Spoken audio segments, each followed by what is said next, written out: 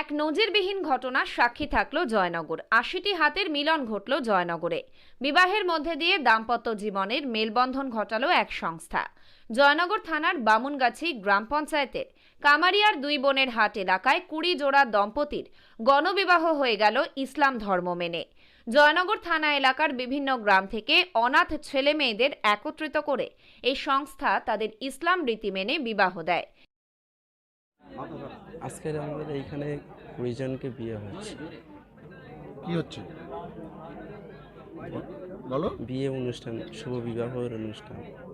কেমন লাগছে? আমার সত্যিই খুব ভালো লাগছে, ২০ জনকে একসাথে বিবাহ হবে। এইভাবে তোমার পাশে এরা আছে, কি বলবে এদের উদ্দেশ্যে? আমার এই ভাইদেরকে দেখে আমারও খুব আনন্দ লাগছে।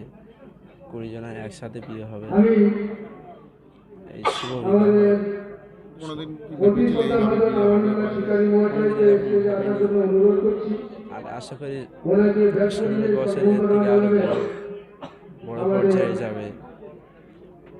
এবছর এই সংস্থা ২০ জোড়া দম্পতি ৪ হাত এক করে দিল বিবাহ বন্ধনের মধ্য দিয়ে। পাশাপাশি তারা একটি মেয়ের শ্বশুরবাড়িতে গিয়ে নতুন সাংসারিক জীবন তৈরিতে প্রয়োজনীয় আসবাবপত্র, রান্নার সরঞ্জাম সহ একাধিক সামগ্রী তুলে দেন নবদম্পতিদের হাতে। রীতিমতো খাট, বিছানা, আলমারি, হাঁড়ি, কড়া সমস্ত কিছু। হয়তো এই অনাথ ছেলে মেয়েদের কোনোদিন বিবাহ হতো না।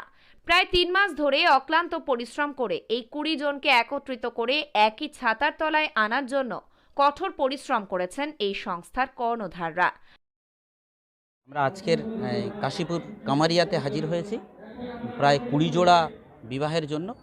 এর মধ্যে বেশিরভাগই অনাথ এবং যাদের মাথার ওপর কোনো ছাদ নেই। আমরা বিভিন্ন জায়গা থেকেই দরখাস্ত সংগ্রহ করে তাদের মধ্যে বাছাই করে ২০ জোড়াকে এখানে আয়োজন করা হয়েছে। এবং এই আয়োজনে আমাদের যে সমস্ত জিনিস দেয়া হচ্ছে, একটা বিয়ে বাড়িতে কন্যাপক্ষ থেকে যে সমস্ত জিনিস পায় তার সমস্ত জিনিস আমরা দিয়েছি এবং এটা কন্যাপক্ষের পক্ষ হয়ে দেওয়া। কিভাবে এদেরকে একসাথে করলে?